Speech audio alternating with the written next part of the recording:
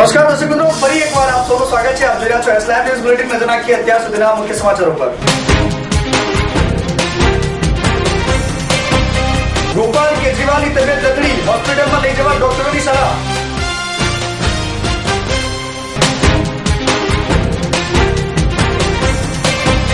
કોંગ્રેસે કહ્યું, જો અમે સત્તામાં આવીશું તો આપીશું ઘર.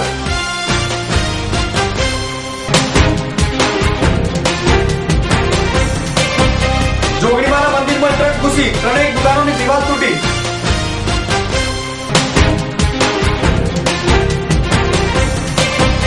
જન્માષ્ટમી નિમિત્તે તનિષ્કે રજૂ કર્યું બાલકૃષ્ણ કલેક્શન.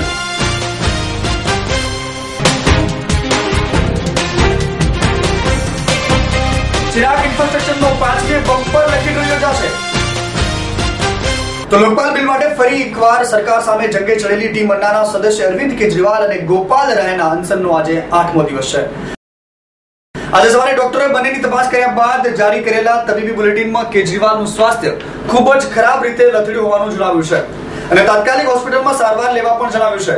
પરંતુ કેજરીવાલે હોસ્પિટલમાં જવાની ના ભણી દીધી છે. તો બીજી બાજુ સરકાર તરફથી કોઈ પણ પ્રતિક્રિયા ન મળતા ટીમ અન્નાની અનશન બાદ પ્રથમવાર કોર કમિટીની બેઠક યોજાઈ, જેમાં આગળની રણનીતિ માટેની ચર્ચા વિચારણા હાથ ધરવામાં આવી છે. એક તરફ ટીમ અન્નાના તેવર તીખા થઈ રહ્યા છે, તો બીજી તરફ સરકાર પણ અડગ છે. હવે જોવાનું એ રહે છે કે શું આ વખતે ટીમ અન્ના લોકપાલ બિલ લાવવામાં સફળ થશે કે ફરી સરકારની રણનીતિનો ભોગ બની જશે. તો જેમ જેમ ગુજરાત વિધાનસભાની ચૂંટણીઓ નજીક આવી રહી છે, તેમ તેમ તમામ રાજકીય પાર્ટીઓ મતદાતાઓને રીઝવવા માટે પ્રલોભનો આપતી મેદાને પડી રહી છે. તો ગુજરાત કોંગ્રેસે પણ વોટના બદલે ઘર આપવાની વાત કરી છે. ગુજરાતના મતદારોને રીઝવવા કોંગ્રેસ એક વચન આપ્યું છે. જો કોંગ્રેસ સત્તામાં આવશે તો ઘર આપશે. ઘર વિહોણા લોકોને ઘર આપવાની જાહેરાત ગુજરાત કોંગ્રેસે કરી છે. 8 મહાનગરપાલિકા અને 159 નગરપાલિકા વિસ્તારમાં ઘર વિહોણા પરિવારને ઘર આપવામાં આવશે. આ માટે આખી યોજના જાહેર કરીને અરજી ફોર્મ પણ તૈયાર કરી દેવામાં આવ્યા છે. हमने आवेदन दे चुके हैं. हम 17 स्कीम में 1 लाख करोड़ का भ्रष्टाचार हुआ है. उसमें एक मंत्री जी का भी, 2 मंत्री के ऊपर जो आरोप लगाया था उसने हाईकोर्ट के एक्सेप्ट भी किया है. इसलिए ये उसके लिए मोदी जी लोकायुक्त इसके लिए अपॉइंटमेंट नहीं कर रहे हैं.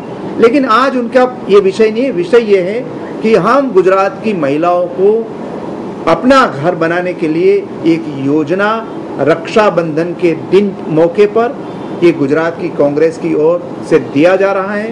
और पावर में कांग्रेस आएगी तो हम 10 लाख घर बनाएंगे और पूरा घर है वो सिर्फ महिलाओं के नाम से रहेंगे. और उसके लिए जो राशि उपलब्ध करानी है तो राज्य सरकार अपनी जो ट्रेजरी में से राशि उसके लिए उपलब्ध कराएंगे. नहीं देंगे. मैं मानता हूं कि नरेंद्र मोदी भ्रष्ट है, करप्ट है और करप्ट लोगों को बचाना चाहते हैं. इसका सबूत इससे बड़ा और कोई नहीं मिल सकता है. राम के नाम पे राजनीति करने वाले क्यों अग्नि परीक्षा से नहीं गुजरते हैं? क्यों इन्वेस्टिगेशन नहीं होने देते हैं? क्यों बाहर आके नहीं कहते हैं कि हमारा तो साफ सुथरा है, हाईकोर्ट SIT बना दे, हम जांच के लिए तैयार है, CBI जांच कर ले, हाईकोर्ट मॉनिटरिंग करे, हम तैयार हैं. तब तक हमारे मंत्री को हम सैक करते हैं. है हिम्मत ये कहने की? नहीं है, क्योंकि ये करप्ट लोग हैं और करप्शन में पूरी तरह रंगे हुए लोग हैं. AB અને C કેટેગરીના મકાન ₹70,000 અને 1,80,000 ભરવાથી કબજો મળી શકશે. બાકીની રકમ 15 વર્ષના ઓછા હપ્તાથી ભરવાની રહેશે. આ મકાનો માત્ર મહિલાઓના નામે જ આપવામાં આવશે, જોકે દર વર્ષે 3 લાખ મકાનો તૈયાર કરશે. વાત કરીએ અમદાવાદમાં થયેલા વિચિત્ર અકસ્માત વિશે. તો અમદાવાદના નવા વાડજ વિસ્તારમાં અખબારનગર સર્કલ પાસે આવેલા જોગણી માતાજીના મંદિરમાં મંગળવારે એક ટ્રક ઘૂસી ગઈ અને ચાલકની બેદરકારીના કારણે સ્ટીયરિંગનો કાબુ ગુમાવી દેતા ટ્રક મંદિરમાં ઘૂસી ગઈ હતી અને લોકોના ટોળે ઘટના સ્થળે દોડી આવ્યા હતા. જ્યારે ટ્રક ચાલક મોકો જોઈને જ ફરાર થઈ ગયો હતો. તો પોલીસે પણ ગુનેગારને ઝડપી પાડવા ગુનો નોંધી ચક્રો ગતિમાન કર્યા છે. પરંતુ અચાનક ટ્રક ઘૂસી જતા જોરદાર ધડાકો થયો હતો, પરંતુ સદનસીબે જાનહાનિ ટળી હતી. જો કે 3 દિવાલો ધરાશયી થતા લોકોમાં આશ્ચર્યની સાથે ભય પણ વ્યાપી ગયો હતો. દર્શક મિત્રો, ભગવાન શ્રી કૃષ્ણનો જન્મ દિવસ એટલે કે જન્માષ્ટમી, અને જન્માષ્ટમી આવે એટલે ત્રિભુવન નાથ બાળ ગોપાલને મનાવવા લાડ દડાવવા ભાવિક ભક્તો પ્રભુમય બની જતા હોય છે. ત્યારે અવનવા સ્વરૂપે ભગવાન શ્રી કૃષ્ણના સ્વરૂપ જોવા મળતું હોય છે. તો જન્માષ્ટમીને લઈને તનિષ્ક દ્વારા બાલકૃષ્ણ કલેક્શન લોન્ચ કરવામાં આવ્યું છે. આ કલેક્શનને ગોલ્ડ, ડાયમંડ અને કલર સ્ટોનનો ઉપયોગ કરીને ડિઝાઇન કરવામાં આવ્યા છે. આ પ્રદર્શનમાં બાલકૃષ્ણના નવા ઓર્નામેન્ટ્સની મિનિએચર આઇટમ્સ તૈયાર કરવામાં આવી છે. પારંપરિક રીતે ભગવાન શ્રી કૃષ્ણનો શણગાર આપણા સૌના ઘરમાં થતા હોય છે શાસ્ત્રો.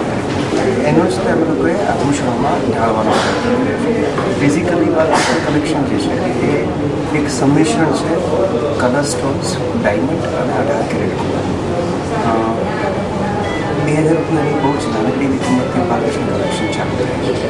અને ભગવાનના દરેક શણગાર જે છે એને આખા કલેક્શન તરીકે લેવાની જરૂર.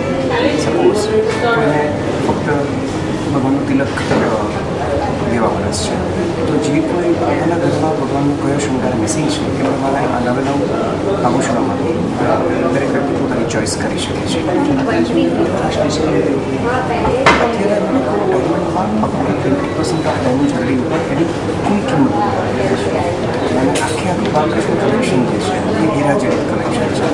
એટલે જે બાકીની ડાયમંડ જ્વેલરી પર ડિસ્કાઉન્ટ ચાલુ છે, સેમ ડિસ્કાઉન્ટ બાલકૃષ્ણ કલેક્શન ઉપર પણ અવેલેબલ છે. બાલકૃષ્ણ કલેક્શનના 2 આભૂષણો એવા છે, હંસલી અને મુકુટ, કે જેમાં જે કોઈ રસોઈ એમને 20% ફ્લેટ ડિસ્કાઉન્ટ મળશે એની કુલ કિંમત.